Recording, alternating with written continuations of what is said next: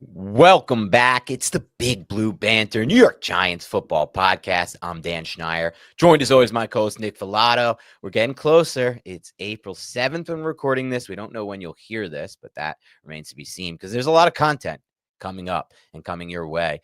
I actually, Nick, as you know, have a bachelor party coming up this weekend for my brother, my best friend, and I'm excited for that. It's in Austin. A lot of great things planned already. We'll be hitting Terry Black's up. I think you've had Terry Black's, right? You have had Terry Black's. Okay, we'll be hitting that up among a lot of other places, though. Still trying to finalize a taco spot. I've been to a bunch of good ones. I've been out there like 6 times, but we may be taking suggestions. So if anyone's listening has a suggestion for a great taco spot out in Austin, Texas, let me know. 2 rounds of golf, Nick, so I'm excited for that too. But that sounds very fun. The draft is on the way, and as far as content comes on Big Blue Banter, we've got a lot planned. So we're going to be doing today's show, which is going to be profiling Abdul Carter, who could very well be the Giants pick at number 3 overall. We're going to have a show coming up at some point, maybe later this week. This one will have already been recorded at this time on 2 my guys for Nick and I, or at least 2 my guys for me that I think Nick likes a lot as well. So these are targets for the Giants on day 2 that we're looking at least in my mind. We'll get to them. We're also going to be doing, maybe one later. Pie in the sky, I think, with one of them falling the day too, but we'll get to that in a little bit. Yes, and pie in the sky would be for the other one. In my opinion, there's no chance at day 3, but I think that might even be 65, but we'll talk about that as we get closer. We're also going to have 2 more interviews coming your way. We spoke with Bobby Skinner. I don't want to give away just yet who those people are, but we have 3 more interviews actually coming away because one hasn't dropped yet. So 3 more deep dives on the draft class, 2 reoccurring guests. And when I get back from this trip, we'll be doing mailbag, we'll be doing Giants specific mock, we'll be doing all of that, like good stuff that comes really in that 2-week period. I feel like once you get to that 2-week period, Nick, before the draft, you're really locked in.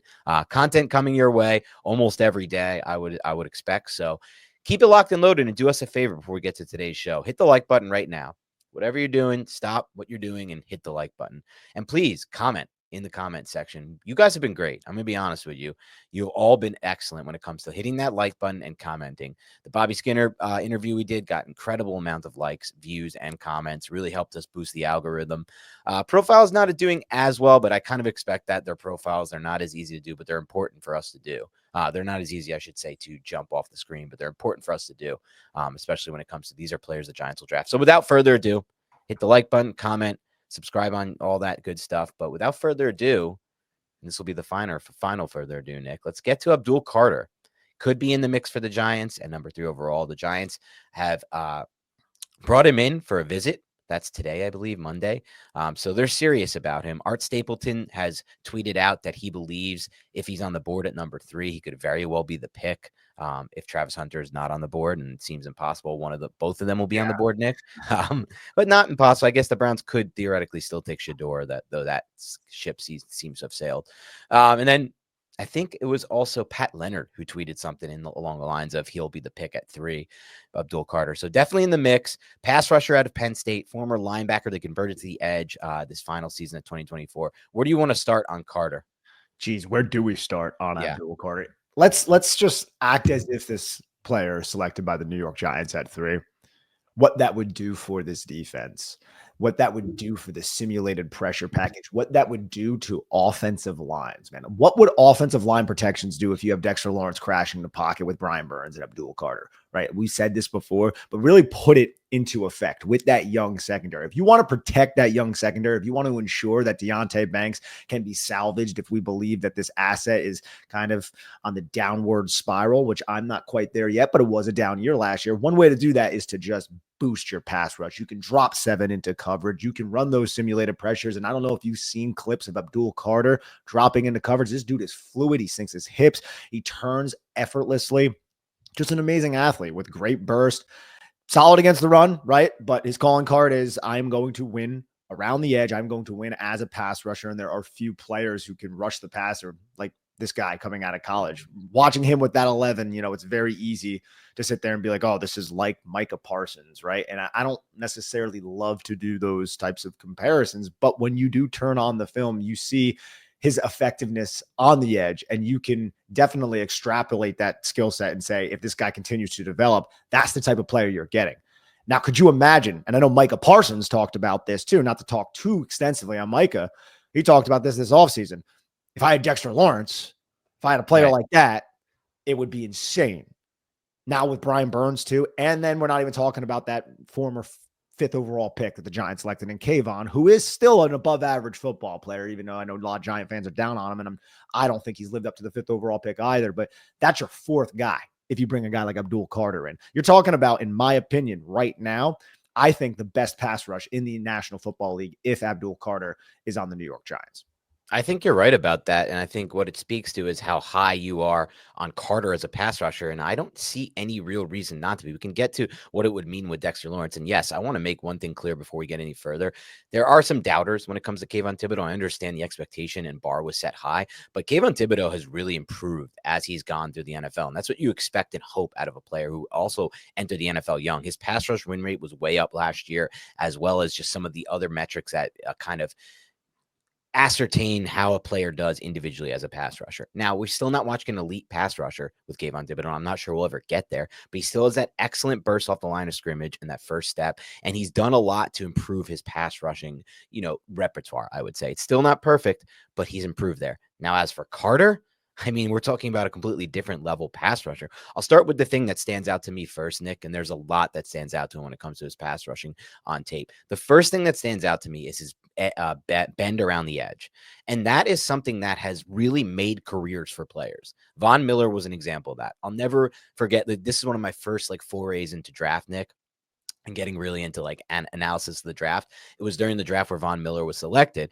And I'll say this, I'll be honest, it was probably just 20, 30 players that I really dove deep into that class. So just the first round guys, but I really went hard on it. And I was that guy among my friend group. Yeah, you're going to laugh at all this stuff. This was college Dan going hard on This was college Dan going hard on it. That's what I remember. And I'll never forget my friend, shout out Evan Rubin, one of my best friends from college. He was a big Broncos fan and he was not sure what to do with that pick. And I was like, dude, if you get Von Miller, you're looking at, and it was all because watching his tape, watching him bend that edge. And when you can bend the edge the way that he can and Carter can, I honestly believe, Nick, from watching prospects, throw in Nick Benito if you want, just because he was so undersized, maybe he would compete. I'd have to go back and remember some of his tape. And he's, by the way, worked at the NFL level. He's been a value pick for them. But outside of maybe him and a few others that may come to mind, I think this is the best edge bender I've watched since Von in the college level, from the college game. And that to me shows that the upside of him as a pass rusher is through the roof, because remember, he was an off-ball linebacker at Penn State and then played 1 year at edge. Similar to Micah Parsons, it's untapped potential when it comes to that. You get him with an actual D-line coach and you get him just working on his pass rushing moves. And you're already starting to see that as the season goes on, right? You'll see him win up the edge, win up the arc, and then boom, he'll put that spin move on an offensive tackle. And they're so scared of letting him win that arc, beat him around the edge, that they are just beat when it comes to the spin move. There's no answer for it. 100%. His ability to win laterally, right? If you get you in a phone booth, he can win either way with the spin move. He can just use that one step outside, right back to the inside, and then he can bend that outside shoulder and rip through the inside. He has full range of motion to attack offensive tackles when those offensive tackles are by themselves. And not to circle back to this point, but I really believe it's important. Dexter Lawrence was double teamed 75% of, I think he led the NFL. Chart? Did you see the chart? Yeah. They came out with it yesterday. Yeah, he was double teamed, I think 75% of the time, around that, an insane amount. I think it's the most in the NFL. Don't quote me on that. With Burns and Carter there, it's just, that is going to significantly hamstring offenses, because every offense playing the Giants defense, the first thing they're going to do is, how do we block these guys? How do we block these guys? And that is so difficult when you have two edge benders like the two that the Giants would have if Carter was there.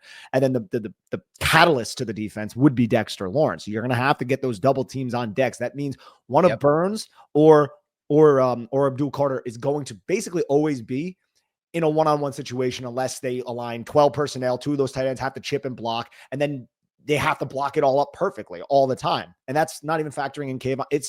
It's a great situation for Shane Bowen if the Giants end up getting Carter, just from that standpoint. And you're right, just speaking on the guy's skill set, man, just a rare elite type of athlete who, he's not going to be necessarily a liability against the run, right? He can win similar to how Brian Burns wins. Yes. If the Giants can just stay ahead of script and get in 3rd and 5+ situations, this would be one of the funnest defenses I think we've seen in quite a while. And the Giants have had some great defenses. And I just mean specifically from the pass rushing standpoint. I know there's a lot of unanswered questions. Hopefully Bobby Okereke can continue his 2023 play. Hopefully the safeties work out all of that. But Dex, Burns, Carter, Kayvon, that'd be so much fun.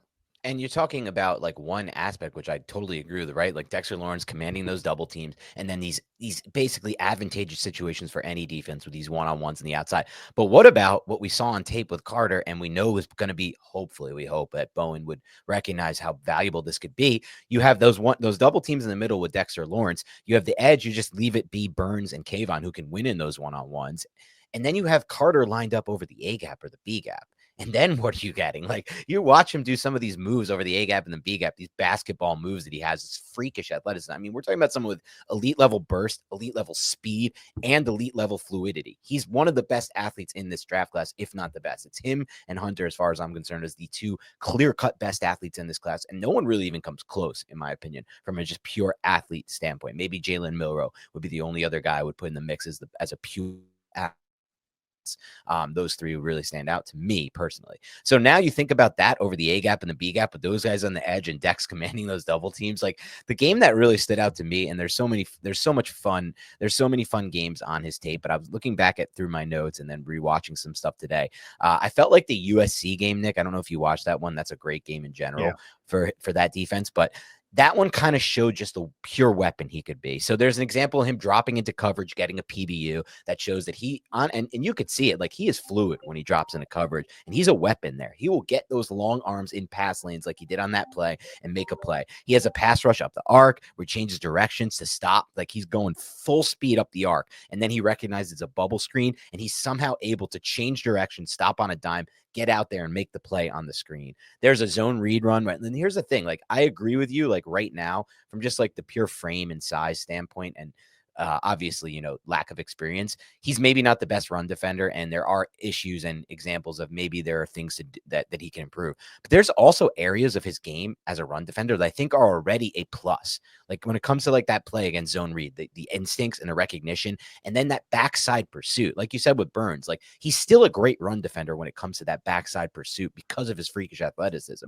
Maybe he's not the best at taking on blockers in the run game, and that's something we'll have to see as far as setting the edge. He'll get better at that. But there are already aspects of his game in my mind as a run defender that make him a weapon there. Yeah, absolutely. And just like Burns and Carter, there are times where the way they play run defense, it could affect, because they do like to win around. Like, they like to penetrate, get around the blocker, and then get into the backfield. And when that happens, that's all well and good, but you need to make the tackle at that point, because if you don't, there's an offensive tackle who's in the lap of Micah McFadden or Bobby Okereke, and it's a little bit more difficult for the linebackers to do their job. And Abdul Carter, slightly undersized for an edge. I mean, it depends on, like, I've heard he was playing at like 230, 228, I think it was rumored. But regardless of the fact, it is that pure athleticism. It is the immediate sudden movements, the change of direction, the lateral agility, the fluidity, all that stuff we talk about. And that doesn't even include his ability to convert speed to power. Like, he has power to him. It's not like he is a purely finesse. Now, he's not the most powerful rusher. I'm not going to sit here and try to make that case, but he can jolt you back a little bit. He can threaten offensive linemen enough with power to make them be like, I can't always just play the finesse because I might get backed up, right? But I don't know, man. I look at a player like this and I just think the possibilities are endless from a defense. And I love defensive football. I think the possibilities would be endless if the Giants were to get either him or even Hunter. And the Giants are basically in the position to get one of these two guys. It's almost a guarantee, which is very exciting. It is almost a guarantee that if they want one of these guys, they can take one. That doesn't mean they will. They still could take Shedeur Sanders at number 3 overall. But I think it's one of those 3 players at this point for sure, with Cam Ward and near lock to go number 1 overall. The Titans have canceled visits with other prospects and things among that nature. It's going to be Ward at number 1 overall. Now, as far as, do you want to say something? Yeah, no, I was just like, when we're talking about Carter's pass rush win rate too, man, like, this guy's pass rush win rate was 22.8% in college. So it was like 3rd in the FBS. And that's also with so many people focusing on this player, right? Like, again, and his first year committing to this idea of being a pass rusher, and his first year is similar to Micah Parsons, not to bring up that name again, but that's the idea, right? Started off as a linebacker. We're going to use him a little bit more as an edge. He gets with Dan Quinn, and now he's Micah Parsons. That's within the range, like realistic range of outcomes for a player like Abdul Carter. And you mentioned all the excitement as far as like what it means for the Giants defense and the possibilities just given the context, like the players the Giants already have on the defense. I'm like excited about what he means specifically as well. There's a rep that I wrote down against Illinois. This is one of my favorite reps of I his. think I know what you're talking about. What'd you say? I think I know what you're talking about. Maybe because maybe not what you expect, because you talked about the pass rush run rate, and there's not, and that stat you brought up is even more impressive to me because he's not even always used as an edge rusher. In this rep, he wasn't. He was lined up over the A gap and used as a spy. And the quickness, I don't know if this is the rep you were thinking I was going to bring up, but the quickness and just initial just burst in speed, the way he closed, it's crazy to watch him close that angle, but the quarterback breaks the pocket. He's spying him. The quarterback breaks it. That's his responsibility. The quarterback breaks the pocket and he's rolling to his left. And the speed and quickness between that moment where Carter commits to breaking on the quarterback and then him getting to the quarterback to stop him, it's crazy. It's like watching a fucking video game, honestly. And I'm sorry to curse, but it's honestly that insane to watch him close like that click to close ability that he has as an athlete overall. And I think about like all these quarterbacks the Giants have had trouble with: Jalen Hurts, Lamar Jackson, not the Giants, NFL has had trouble with. Yeah. And like, what have they done? Like, what are teams going to do? In those game plans, that's what I'm doing. I'm putting Kayvon, I'm putting Burns, and I'm using Carter off ball to be the spy in that type of specific role. And he is going to dominate that game. He really is, because he has the quickness and speed to stop any of those quarterbacks. And that is just one way to employ his skill set. Yeah. That's just one way to do it. Again, 3rd and 5, you're going up against Lamar Jackson, Abdul Carter. Don't let Lamar do Lamar type things. Lamar might do Lamar type things sometimes, but Abdul is not going to allow Lamar to just take over the game if that's how Shane Bowen wants to implement his skill set. Because again, we know Bowen loves these simulated pressures. Again, for new listeners, a simulated pressure is when 4 rushers go at the quarterback, but one of them is a non-traditional rusher. So Abdul Carter, he can be an edge rusher there. You can drop him off, or you can put him in the A gap. You can send him, you can align him as a linebacker. We know the Giants are interested in the linebacker position because they were at Carson Schweschinger's, the UCLA linebackers. They sent their linebacker coach to his pro day. They're very interested in him. I love him as a prospect, but that's regardless of the point right now. Who's to say if the Giants do go Carter that, oh, you're on the edge, and then we'll figure out where we're just going to put Kayvon on the inside. No, I mean, that will happen, but you could also have Abdul Carter playing a linebacker, not even Sugar in the A gap, just being a linebacker with Bobby Okereke. And then you can rotate Micah McFadden. It just gives this defensive coordinator so many more tools and so much more flexibility, which is very difficult for the offense to game plan for. Like, think about it, there's only a finite amount of hours in a day for an offensive coordinator to game plan against different defensive looks. And when you have a player like this who can wear a lot of hats and is dangerous and can be a top 5 player at that position with 2 other players, well, Burns is in top 5. Burns, you can argue like top 12, maybe edge rusher. Maybe you can argue that. Dex, top 2 defensive linemen, right? Top 1. It's a lot to deal with, man. I don't want to belabor this point too much, but that's really where my mind goes. And when we just talk about Carter, just elite. Again, don't like using that word a lot. Used it with Jeff, using it with Abdul Carter. Elite physical traits. Elite athlete. Yes. And he knows all. It's not just I'm raw and I don't know what I'm doing with my hands. No, he knows how to employ timing. He knows how to use his, I would say, his power that he does have to his advantage. Knows how to set up offensive linemen as well. Gets to that half man really quickly. Epic swim move over top. Can rip, bend the edge, win high side, win inside. Just an overall excellent athlete. I have a 7.1 grade on this guy, which is one of the higher grades I've ever given. Not quite as high as Travis. Travis's grade was really out there, but that's a Pro Bowl level talent, day 1 starter on my little grading chart. I love it. And it's probably one of the, Hunter was the highest graded prospect he ever did. I would say Carter probably in that mix. And I think he's an elite athlete. And that goes for his lateral agility, his explosiveness, his quickness, his instincts, and then the click to close on it, the raw speed, the jumping and leaping ability, which you can see when he gets in passing lanes. But then the main trait, which is an elite athlete with also an elite trait, that edge bend. That's an elite trait. Like, you don't see pass rushers have that edge bend.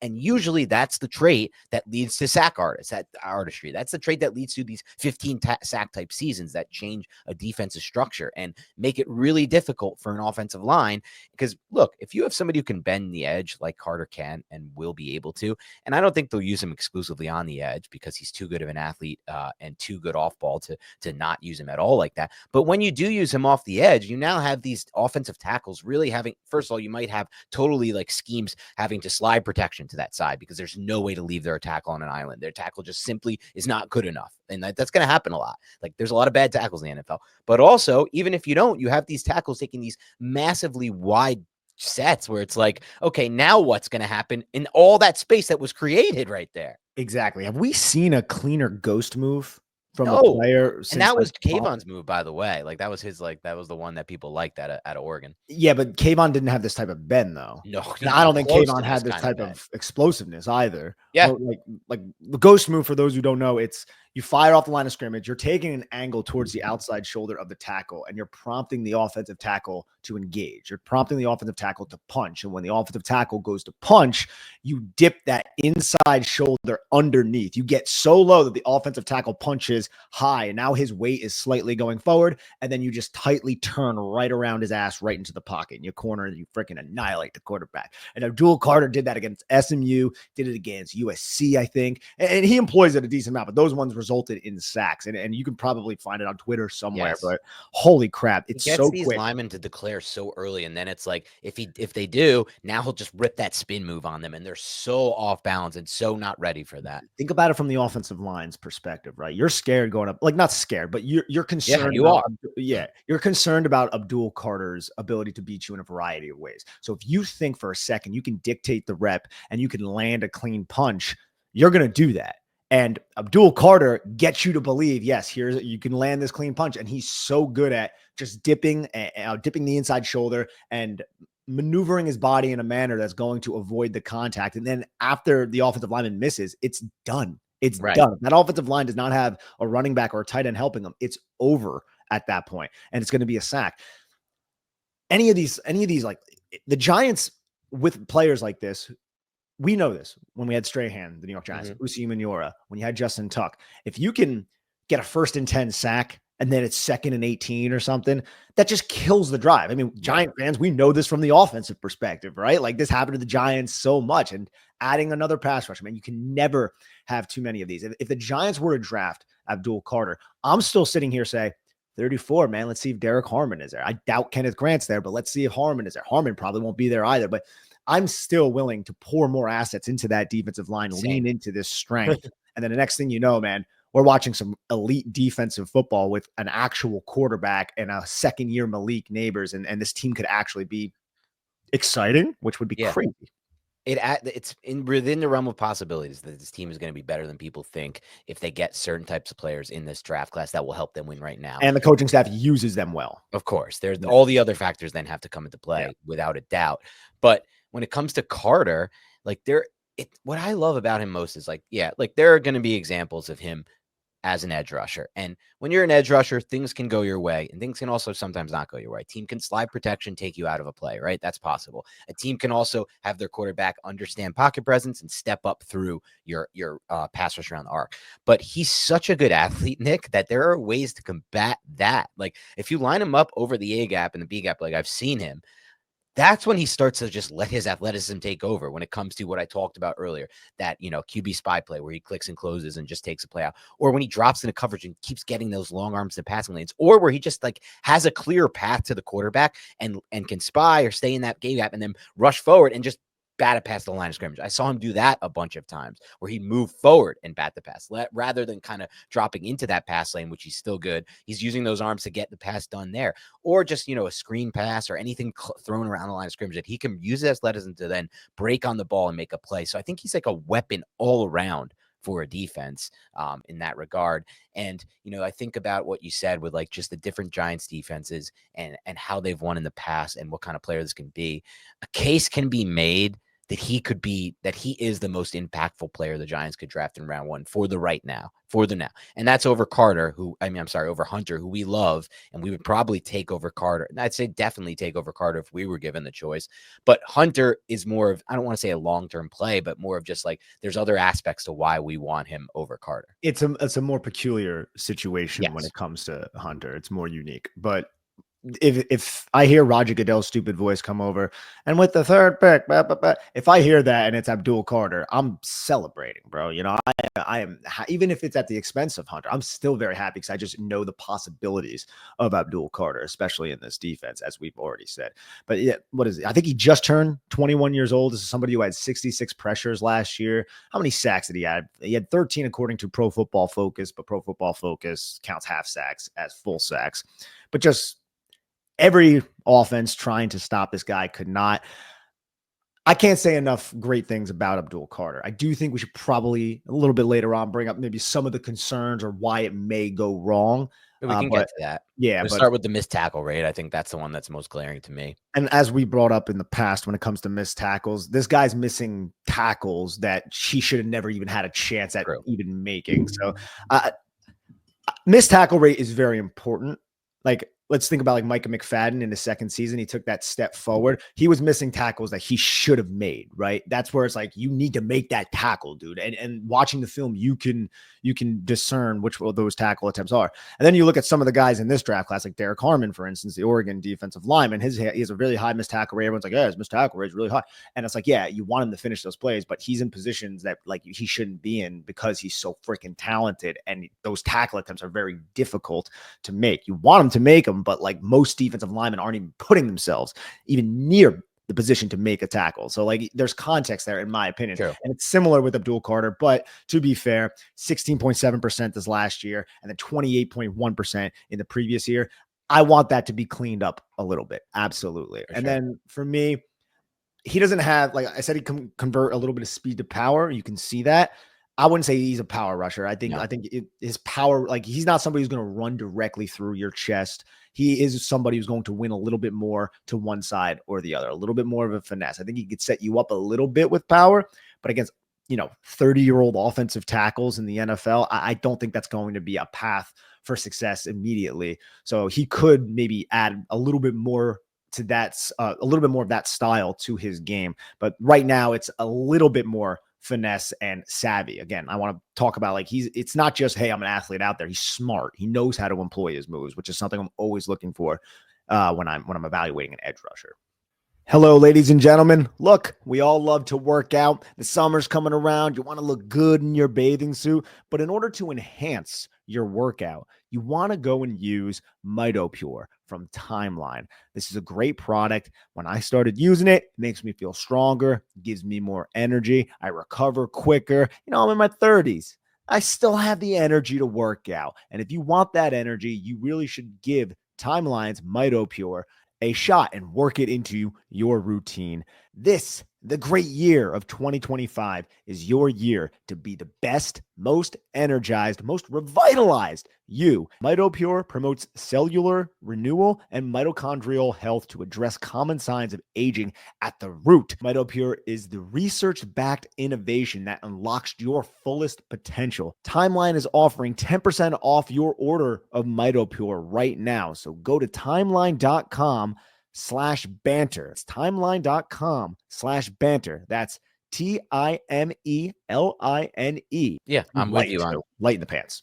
Well, that's the thing. Yeah. It's so you look at some of the like generational type edges who have gone number 1 or 2 or 3 overall in the past. And he's not like a Mario Williams and he's not like a Myles Garrett from a build standpoint. Those are different frames. Those are different type of players.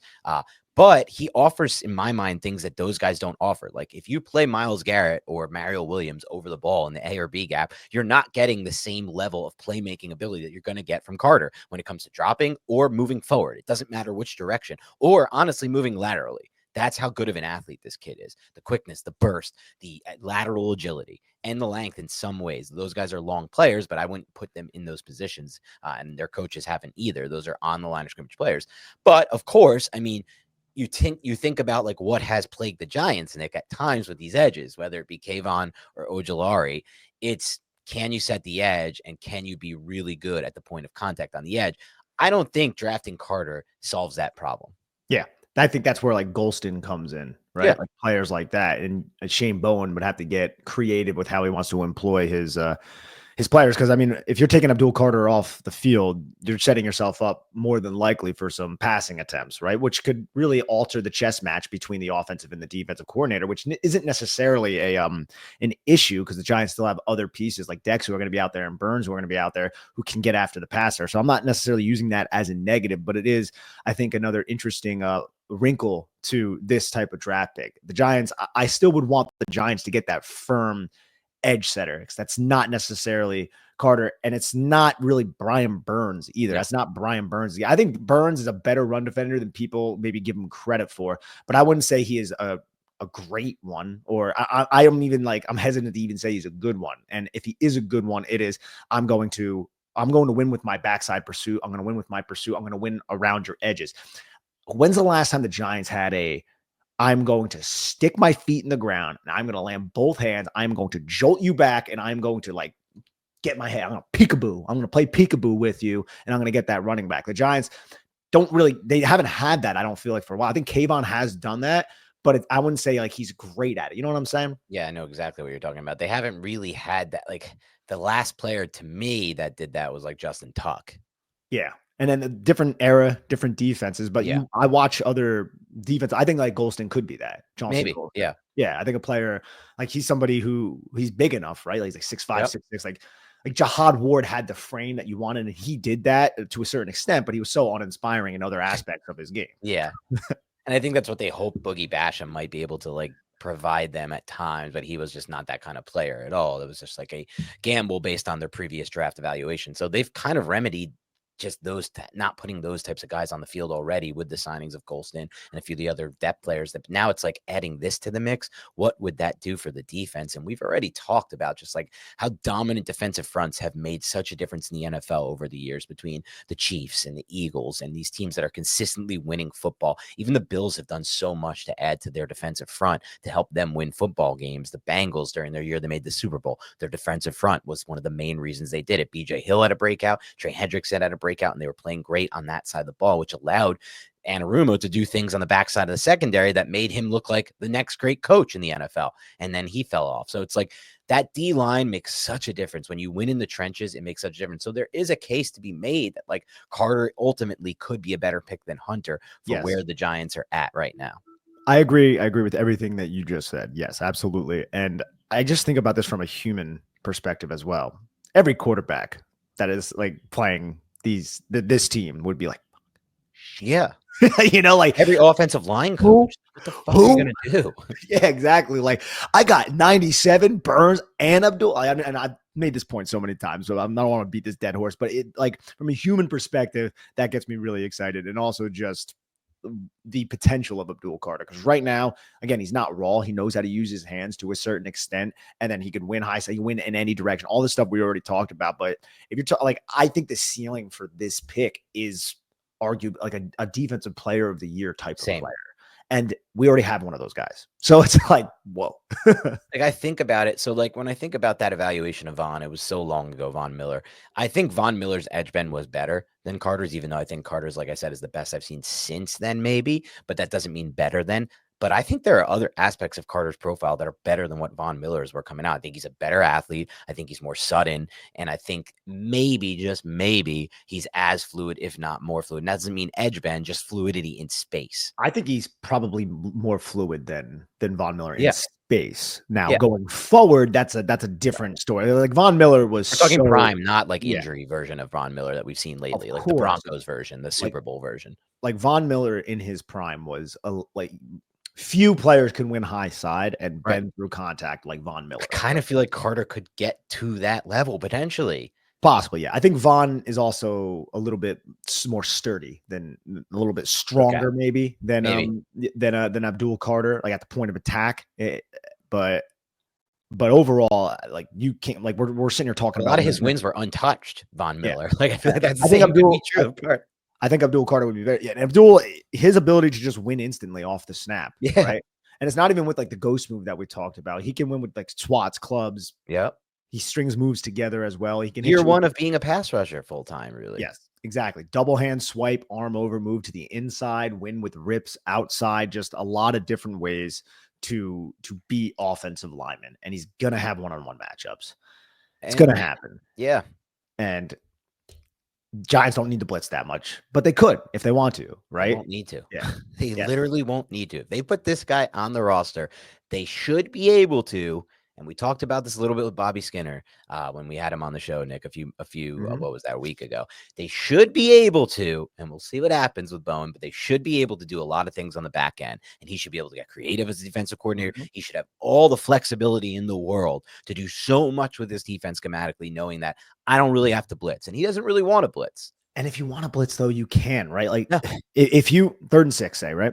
Dexter Lawrence is going to be, let's put him as a 3 technique, and you have Abdul to his side with Burns on that side, Kayvon on the other side. Protection is going to slide. Protection is going to slide towards that threat, and you could just bring the nickel off, and then they have to be cognizant of that. And then you could drop Abdul into coverage. You could drop Burns into coverage. You could drop Dex into coverage. The options are endless. And that's where my mind goes from like a coaching perspective. I'm like, this would be so fun for Shane Bowen. And if Bowen, you can't get this done, you know, get someone else who, because anyone should be able to. Like, that's the thing. Like, with that collection of talent, specifically on the defensive front, anyone should be able to. And look, we have always said, you and I, Nick, that we watch tape and we enjoyed watching Wink's defense a lot more than we watch like a Bowen or a Fuel or a Graham defense, to be honest. Like, they've all had their moments. Graham had his moment against the Seahawks. I thought Bowen had his moment last year against the Bengals. But generally speaking, that's what we like. And during that Wink era, like, we had some situations, Nick, where we had some fun blitzes and pass rushes from guys that, aren't really good, but they made plays on that given play because they were put in position to. That's all good and well, but it also led to a lot of issues on the back end and a lot of explosive plays that the Giants allowed. Every single defense in the NFL and coordinator, if you ask them, would probably tell you that what my ideal situation is, that I can get a pass rush without blitzing. That gives them such a better situation as a coordinator on a snap-to-snap basis and game-to-game basis. And that's the goal. And if you add Carter to the mix, you're getting to that point. Like, you're getting to the goal where you don't have to blitz to get pressure. And you still may have one of the best pressure rates in the NFL just because your individuals are so freaking dominant. Lawrence, Carter, Kayvon, Burns. I mean, what are we talking about here? We're talking about an insane pass rush at the NFL level. And so it is exciting for me to think about the possibilities for this defense if Carter is added to the mix. If Carter is added to the mix, what is like the weak point of the 11 players that are projected to start? Just linebacker, I would say. And that's still like, I don't look at Okereke and say that's a weakness right now. Let me rephrase that. Corner too as well. Yes. And the interior defensive line, which we're hoping will be rectified through the draft. But I think the primary issue that came to my mind is Deontay Banks, right? Yeah, starting with Paulson Debo. And that's a 1st round pick from 2 drafts ago, right? Like, who we know is talented, but there's just something. So like, I just think the ceiling is very high for the defense overall if you bring a player like this in. And that's one of the many reasons why I'm excited. Like, I have in my notes, man, this dude avoids contact so well. He's like Neo from the Matrix. I love that. Rushing, like, because he's seriously like that, right? Like, and it's the timing of when to move and the micro movements that he uses to get offensive linemen to move in a certain direction, just to give him a little bit of an advantage that he could take advantage of because of his own range and his own ability to bend his body and contort his body. So yeah, man, it's a very exciting time, I think, for the Giants when it comes to having this 3rd pick with the 3 players who are on the board.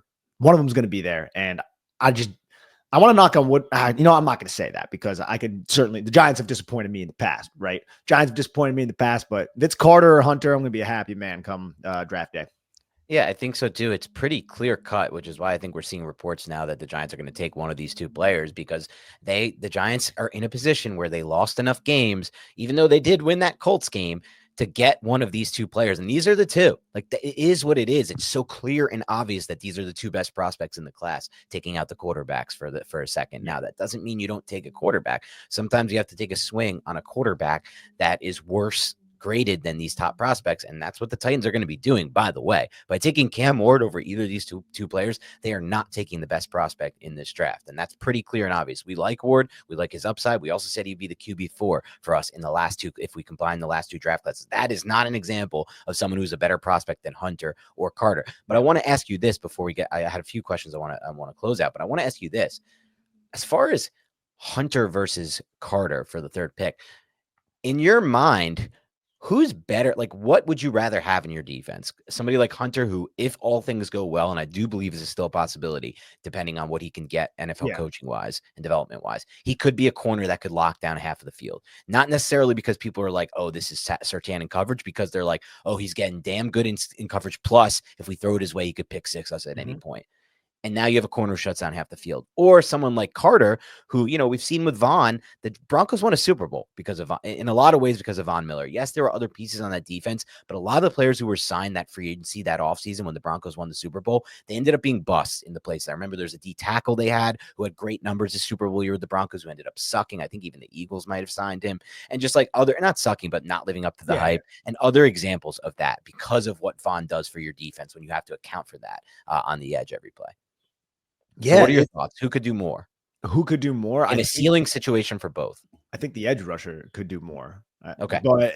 But I don't like to think of it necessarily like that, because I think they both have such a profound impact, and a lot of it does depend on how the defense is coordinated and what you're trying to do defensively. But overall, if I'm just going to kind of go to like fundamentals, I'm usually pass rush over the corner. But I don't really think of it necessarily like that, if that makes any sense. But it does. But again, like with Carter, I have this written down in my notes, and I want to read this because, okay, I don't want to say Carter is foolproof, even though I love his tape and ability. There's a non-zero chance that Carter may be targeted on early downs and could be exposed against better, more physical teams in the trenches. On the flip side, he has room to grow into his body. He's insanely athletic, and he only has 1 year as an edge. Sure, a defensive coordinator may have to get creative if Carter struggles to consistently defend the run, but his run defensibility in college doesn't suggest a liability, just not a certainty to translating to the next level. And his pass rushing skills are through the roof. It's something to acknowledge, but not a deal breaker by any means. So that's one of my negative sections in my report over at Giants Country about Abdul Carter. If I was a little bit more confident in Carter being a force as a run defender as well, it would be Carter slam dunk. I'm not confident that that's the case. I don't think he'll be a liability. I don't necessarily think teams will be able to target him. I think he is such a good athlete that the Giants will find a way to protect him if he is struggling to set. I don't think Shane Bowen's gonna be like, hey, you're out there, you just got to set this edge every single. I think the Giants will find a way to protect him. You can do that defensively, right? And creatively. So, but I just wanted to acknowledge that because it's important to say, like, look, this guy has all the potential in the world. I would love for him to be a New York Giant, but it's not a certainty that this guy is going to be, hey, it's a running down. You're going to be successful here, right? I just think you need the right defense. And I think the Giants have that infrastructure in place with Dexter Lawrence and some of the other pieces that they have, and a defensive coordinator who's not going to ask him to do things that might not maximize his skill set. I'm not trying to poo-poo him, but I just want to be realistic here. No, it makes sense. And it's hard to like project this because who knows if the athleticism and twitch would all still be the same. But if he had Myles Garrett's frame, I think he'd be the number 1 overall pick over Cam Ward, even to the Titans, even though they need a quarterback. I honestly, truly believe that. So he doesn't have that. And that's why the Browns might take Hunter over him. The Giants might take Hunter over him if both are on the board in a weird scenario. But so it's important to note he's not a perfect prospect because of that, but he is damn good. And he would be such a weapon for your defense. Like a great defensive coordinator can make this guy one of the best players in the NFL on the defensive side of the ball, despite not being that frame. I agree. And then there's the other reason why the whole like Hunter Carter thing. Like, I'm not a doctor and I don't even like really weighing into this, but there's the foot thing that, it's a stress. I think it's a stress reaction, and I don't really know what the hell that means. Not a stress fracture, I don't think, but it's in his right foot. It was detected during the NFL Combine. I don't know if it's going to require surgery. No way for me to know that. Have to acknowledge it though, because that is obviously a negative that's on his profile. And I hate that it's such a weird year. I felt like Nick when I was looking back through RAS scores and trying to find players and mock draftable. A lot of the best players in this class did not test this year for whatever reason. Travis Hunter didn't test and Carter didn't test. I wish we had numbers so I can compare them just athletically speaking to some of the past prospects in past draft classes. I would have loved to see Carter's testing. I would have loved to see it too. I don't think it would have been an issue at all. Oh, no, I think it would have been the opposite. I think it would have been freakish levels. I think it would have been like 99 percentile across the board. Yeah. Same with Hunter as well. Like those guys, like with the only reason why I said that is Evan Neal didn't test, and we wrote that off back in 2022, and that was a major mistake by us, right? We Yep. saw him do a box jump, split jump, and we were like, oh, look at him. He's like 360, and he's doing that, which is really impressive. Yeah. But he can't move. He got cinder block like hips and feet. Like he can't move laterally, right? Like, and he knew that. So he's like, I'm not going to freaking test. Screw that. I'm going to be a top 5 pick. Why would I? Fell to 7, and here we are. I will never, probably from this point on, Nick, like a prospect on the offensive line like that. And some people were like, you love Book. I've heard people, I've had this conversation off pod with people like, but you like Booker. And I'm like, yeah, but Booker's on the interior. If you're on the interior and you may not be the best, and Booker also is such a different, like he may not have a great feed. And like you said, I don't know how you just described it with Neal, with the cinder block hips, but like he also, when he gets into his base on in his pass blocking, Booker, and this is the guard out of Bama who I really like, he really gets low and he really sinks his hips. That's something I just haven't seen a lot from Evan Neal, the ability to sink his hips. So I agree with you on that. That's a whole different point, though. Different topic for a different day. Absolutely. So we praised Abdul Carter. I think we hit on some of the weaknesses. I can go through all the weaknesses I wrote on his report if we want to, just to be thorough here. Yeah. All right. So seems smaller than his listed size. Some speculate he's sub 235 when he's playing. Not the longest edge, still a little raw as an edge rusher. I don't think that's necessarily an issue, and I saw a lot of savvy to that, but it's something I did note. Can run himself out of his fit, trying to win up the arc. Has a good overall play strength, but it can be thwarted by long, strong, and technically sound offensive tackles. Missed a lot of tackles, 19.1 missed tackle rate in college, but we discussed that a little bit earlier. 2023 tape showed mistakes at linebacker. Is not a technically sound run defender at the edge or linebacker. We hit on that as well. Could work on tackling fundamentals to become a little bit more secure. Not a bad run defender, but is clearly more of a pass rusher. Needs more time learning how to anchor versus the run, recognize Russian schemes, deconstructing blocks once engaged in base situations, needs to improve versus the run, relies heavily on impressive movement skills to avoid lockout with offensive tackles versus the run, and was charged with a misdemeanor for assaulting a tow truck driver in 2024, as well as the injury that we just mentioned. Oh, I didn't even know about that tow truck driver incident, but hopefully it's nothing. I've read his characters in no concern. People really like his character as far as like leadership within the locker room. So I have no concerns there. I will say this, as we close this thing out on Carter, you talked earlier, Nick, about Travis Hunter, your highest graded prospect ever. Carter, not quite at that level, but damn close, let's say. Maybe a ring or two at most beyond. I was looking back just for this decision the Giants have at 3. And I was looking at I reread your report on Shedeur Sanders, and I looked at the bottom at the grade. The grade you actually have is on the borderline of round 3, 4, and round 2. It's not even a round 2 grade according to your scale. Yeah, so the whole scale, it's a little wonky, right? When it comes to quarterbacks, I really I look more at the description than I do the scale. So, and then that spectrum is how I view it. And with Shedeur, he's obviously going to start, right? He's going to have his time starting. I think I gave him a 6.29, if I'm not mistaken. I wouldn't say he's obviously going to start. I would say he's going to be given chance to start at least. Obviously going to start. Like a team's going to draft him in the first round. And he's going to play, right? But will he sustain that ability to start, right? Through mistakes and through the trials and tribulations that comes with being a quarterback? That I am unsure about. So I gave him a potential starter grade. That doesn't think necessarily he's a 3rd or 4th round. Like if he was available at 34, I would support the idea of the Giants drafting him, right? That's not something I'd freak out over when it comes to Shedeur Sanders. So with quarterbacks specifically, I do try to look at, obviously, this guy's going to be drafted high. He's going to receive an opportunity to start, but 2-3 years down the line, do I think he will still be a starter if he receives that opportunity? I'm uncertain about that. I think this might be somebody who is a potential starter. So that's why I gave him a high potential starter between that and will become a future starter. That's the grade, the scale I gave him.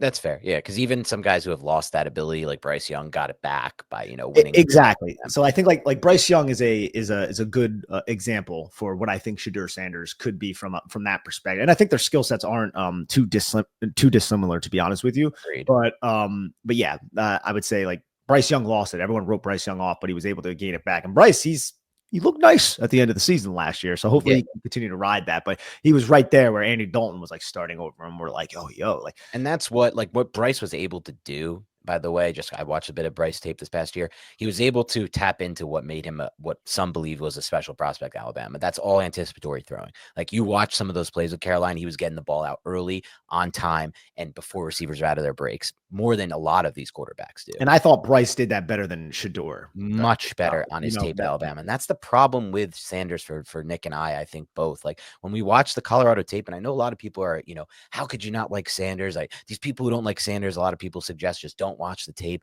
But I actually think it's the opposite. I think the people who like Sanders haven't really watched a lot of his tape. Because if you watch 6-7 games of his tape, you're not like, I want you to do that and then come back to me and tell me what you saw and was it that impressive to you? And a lot of the plays that Bryce was able to make from a processing standpoint, I'm not seeing. That doesn't mean Sanders can't do it at the NFL level. I think the whole idea with Sanders is like, that's the goal. The goal is he's going to become a Bryce Young level processor or better. And if he's even better, that's when you see some of the Joe Burrow type comps that we've seen for Shador Sanders, I guess, from some people. Like, somehow that's a comp, but like, I don't know, but maybe, or like, the Geno Smith, like that's like what I've seen is like a high-end comp for him. And that's when you get to that point, like, can he get to that? But I still think that's more projection than anything else. Like with Bryce, you saw it more on tape at Bama. And that's a thing. But I brought this up just to ask you, Nick, like, if your grade is what it is on Sanders, and now I've had a little bit more clarity from you on that, it's hard for me to understand the idea behind taking a player like that over somebody. And that's why I preface it by saying Hunter, your highest graded prospect ever, or Carter, who's up there. And it's not like we're talking about passing on, I'm just thinking of an example, like Walter Nolan or something at 9 overall, or like that wouldn't even be like, he's going to go even a little further back, or like Tet McMillan. We're not talking about like passing on a Tet McMillan here. We're talking about passing on these prospects that you have such high grades on. It means something to me. It makes a difference for me when that's the case. Yes. And look, I think there are defensive linemen in this class who may fall into the category I'm about to state. Both Carter and Hunter, they easily in 2 years, best top 5 at their position group. Like, they have that within their range of outcomes, and not a lot of people in this draft have that. I think there are defensive linemen who do, but other than that, it's like, I don't know if any wide receivers in this draft class, sans Hunter, have that. Right. So I don't want to forego that for a quarterback who I don't really believe too much in. And this is, again, we've said this over the last few weeks at this point. It's okay not to believe in these quarterbacks too, Nick. Like, I know, that's the difference. A lot of people don't think it's okay not to believe in quarterbacks, but we started this class recognizing, Nick, that this was a bad quarterback class. And we're now at a point where we don't need to bend our perspective on it just to fit a narrative, like not a narrative, but an idea of like, you can't keep not taking swings. Can you believe they could go another draft class without taking quarterback? Yeah. It's possible, dude. It's possible. Like, the draft has to fall your way. And you could make the case they should have taken a quarterback over Neighbors last year. I'm fine with that. You could say that's a mistake, but you can't say every single time you pass is a mistake, because that's just not true. It's really not. And people are bringing up examples like, remember they did it in 2018 with Josh Allen? Sure, in hindsight, that's a massive mistake. But guess what? What if the Giants wanted Josh Rosen or Sam Darnold? Then it becomes not a mistake at that point. It is, because it's Barkley or whatever. But like, to pass on whatever it would have been, like, in that scenario. So it's like, it's not always a mistake. And then you have the 2011 draft class too, where with Blaine Gabbert, Jake Locker. Oh, yeah, that's the flip side of it. That's the dangerous side of it. The dangerous side of it. I just think it's okay to just have an individual evaluation of a player instead of let's use historical context of passing on quarterbacks, or let's use historical context of, if you don't take a quarterback top 5 or 10, the hit rate really falls down. And we have our own individual evaluations of this quarterback. And like you said, you don't really believe in this quarterback, to be honest. It's what you said. And I don't really believe in this quarterback either. I don't really believe in any quarterback in this class outside of Ford. And I don't even fully believe in him to the extent of like some of the other evals I've had over time. Go ahead. This is where it gets into, like, if let's have this conversation, right? Yeah. If Ward, Carter, and if the Giants had the first overall pick, I think the Giants go Ward. And that's me saying that, understanding that I have a higher grade on both Carter and Hunter, but I buy into what Ward can do much more than I buy in what Sanders can do. Right. So as far as how it projects to the NFL.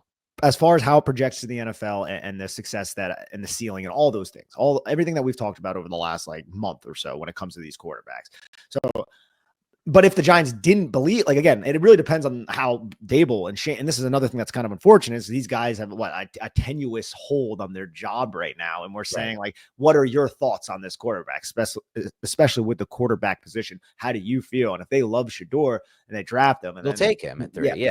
Yeah, but then the team sucks, and now it's like we passed on Carter and we passed on Hunter, and then we have another coach come in and whatever. Like, and I know that's one scenario. There are a bunch of different outcomes that can manifest, obviously. But I personally, through my film evaluation and everything I've watched, I get a feeling about Ward that's like, yes, I want to bank on that.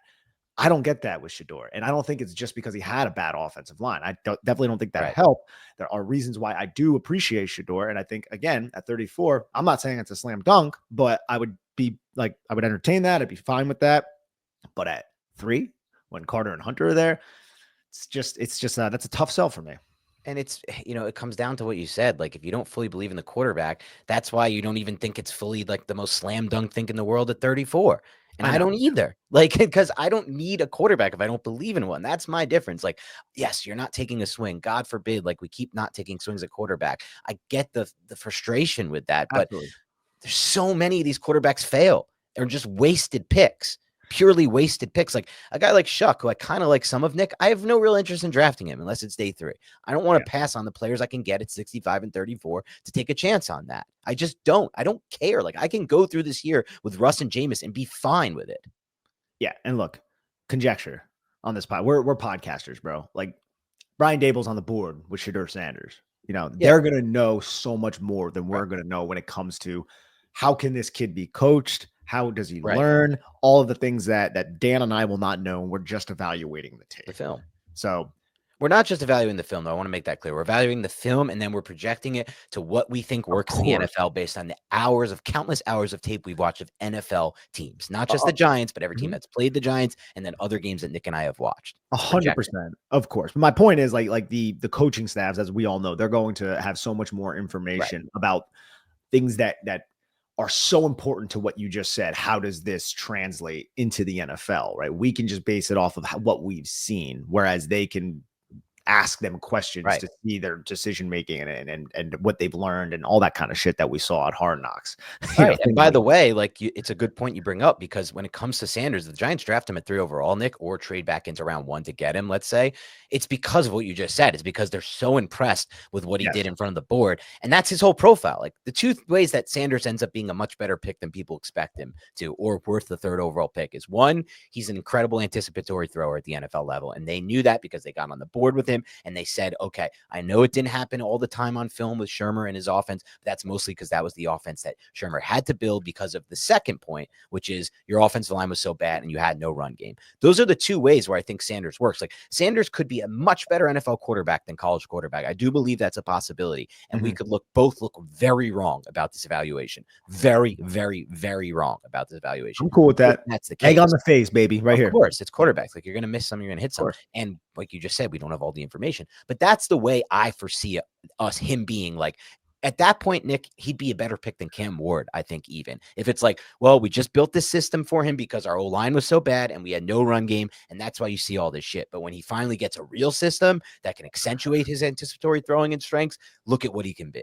Yeah, exactly. But I don't even know if I'm like, if all of that is true and that's happening behind closed doors, if I'm like, take him at 3, like, I'm still like, I'm talking about 34 still when it comes to this, because I think so many things have to go right for Shador to hit that ceiling. Whereas I know he doesn't have the athletic ability that I want in a quarterback. I know he doesn't have the biggest arm. I know that he doesn't have a lot of the aspects of playing quarterback just based off the film evaluation. The ball doesn't jump out of his hand, right? No, I know the ball does not jump out of his hands. So like, everything that's going on in his head, like, that's very important to me. But if all of that is substantiated by this coaching staff, I'm still not sold that that's the player that I would want at 3. And that's saying that all of the things that are going on behind closed doors hit like a 90th to 100th percentile for Shador.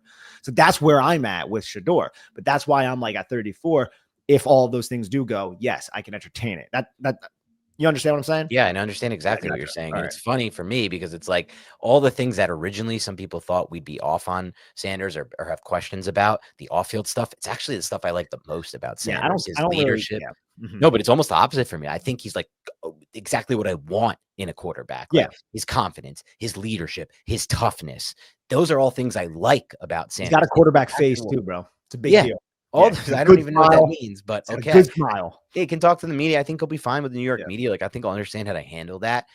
He'll have comments that piss people off and like make these crazy headlines, but no one will care if he's winning football games. Like but I'll say this though, the what he said, and I can't remember the exact quote, so I don't want to speak out of turn. Yeah, there was a weird one.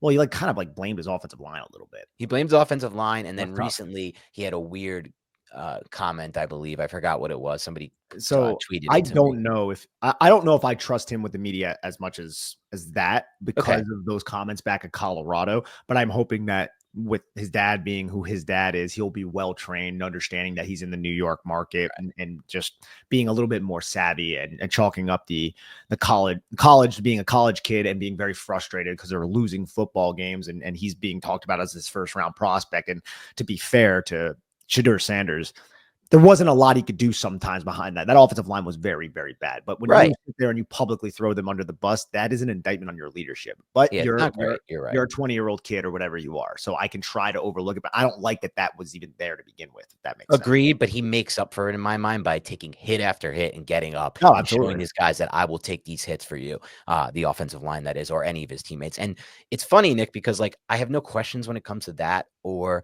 when it comes to like the hard work. Will he work hard and do all these things? But like the fact of the matter is, Nick, we just had the most elite of elite levels of that in the quarterback in Daniel Jones, right? First one in, first one out. The toughness everyone loves. His players rallied around him as he barreled his head into contact and took these insane hits leading to 2 neck injuries and whatever it was. And, you know, all of the way that he talked to the media, the perfect way to talk to the New York media. He really handled it as well as you can possibly handle it. We had the most elite levels of it. And what did it get us? Nothing. It moved us backwards in a lot of ways as a franchise. And that's really what the era did to us. It moved us backwards in a lot of ways, if you're really looking at it fairly. And so like, I don't care. Like that's good baseline, but what do we always, it's the baseline. It's very important, but it's not really what it matters. You have to play the position. You have to play it really well. And that's what really matters. It's not all athletic traits, the things that we worry about with Sanders. A lot of it is processing too, because that's not perfect on the Colorado tape. And there's not the moments that people think there are of it that, you know, it's being talked up of. It's in a lot of ways a projection. No, I'm there with you. And I didn't realize we'd go on a nice Shedeur Sanders about for 20 minutes, but I hope the audience still appreciates it. And I think it's very important because if you look right now, the New York Giants, 4 options, right? They trade back. I think that's more than likely not going to happen. They take Shedeur, they take Carter, they take Hunter. So basically, the options are whoever the Browns don't take, the Giants select, they trade back, or they take Shedeur if Shedeur is not taken by the Browns. Like there's one more option though. What's that? We'll close on this. If the Giants are sold on Shedeur Sanders and drafting him, I hope they strongly consider trading back because I personally don't believe anyone really is that interested in Shedeur besides the Giants at top of the draft. I know we might get burned that way, but I also don't even consider it getting burned. I'll take another prospect instead. I'm sure that Joe Shane, if he were to do that, he would be certain that that's the case. And I think their trade back is going to be to Jacksonville at 5. Or Patriots. If the Patriots want to lock in. If the Patriots want to lock in, which I would support as well. Carter. Or if any of those, let's say it's Carter too. If any team wants to lock in Hunter, that's where, because you don't want to go that far back. You're right. Probably just go down to Jacksonville, I guess. But like, I'm just not that worried about teams taking Sanders that high. I mean, you never know though. Like quarterback desperation is crazy. Knicks went, all these guys went higher than people thought they would go. Absolutely, bro. Yep. All right. We'll wrap up there. Thank you so much for tuning into Big Blue Banter. Please hit the like button. Please comment. Please help support the show. Otherwise, have a great rest of your week and more content is coming your way.